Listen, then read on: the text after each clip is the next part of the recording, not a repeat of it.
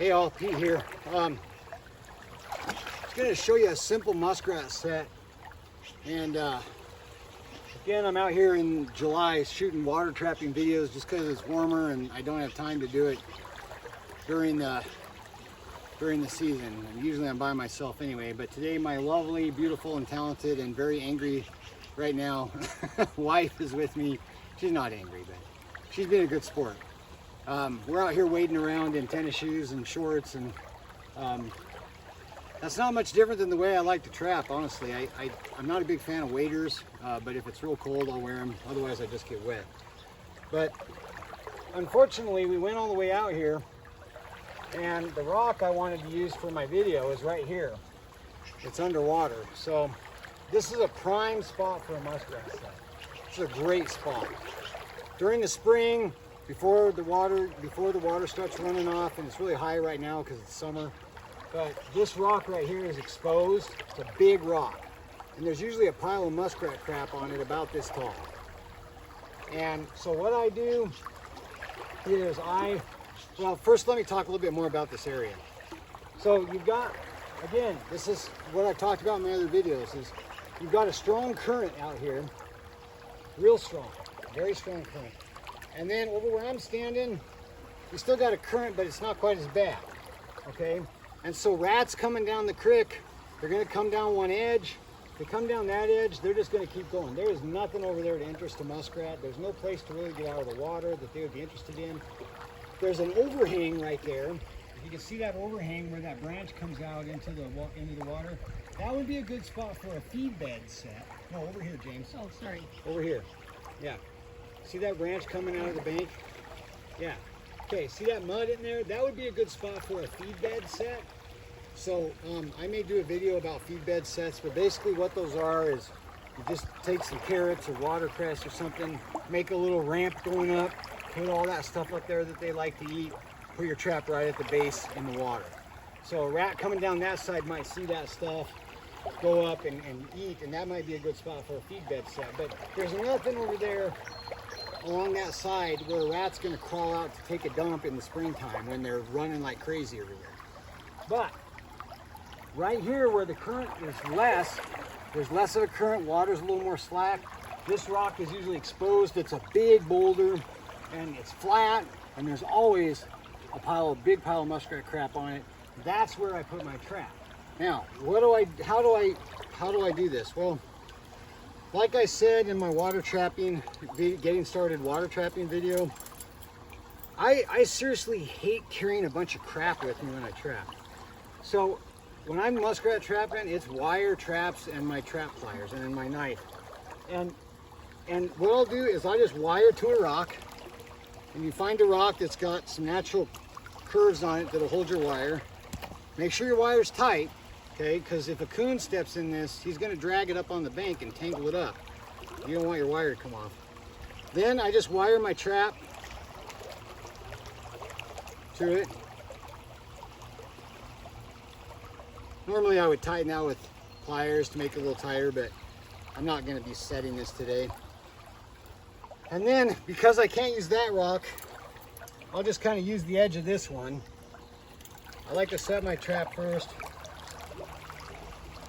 This is a Victor #1 long spring. These are the kinds of traps I used when I first started trapping.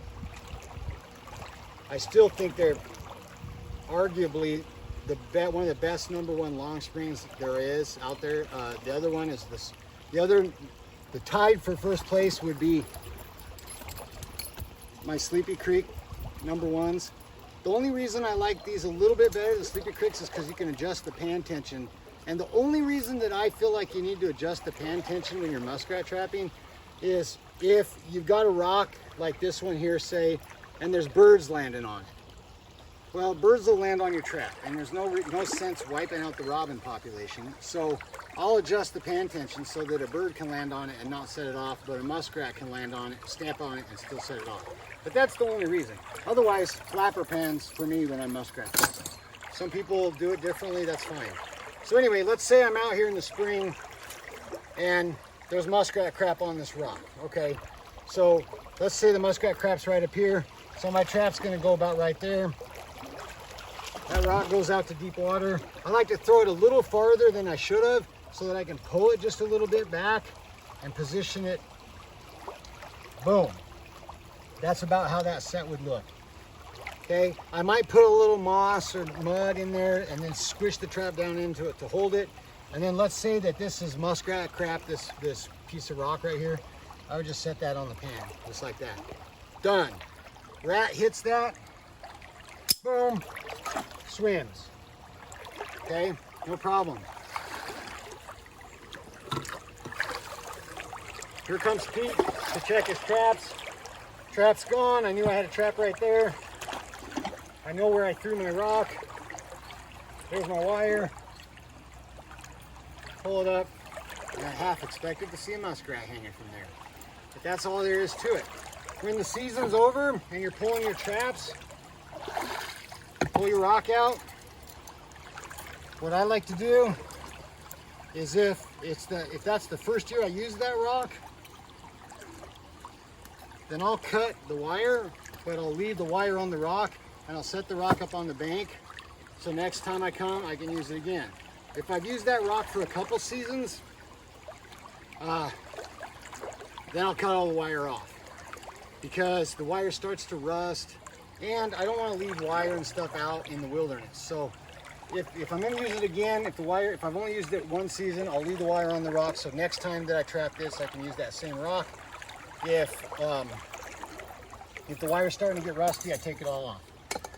Okay, so that is what I just showed you is my #1 muskrat set. I do that all down the creeks that I trap muskrats on. I find a rock with muskrat crap on it. I find a rock.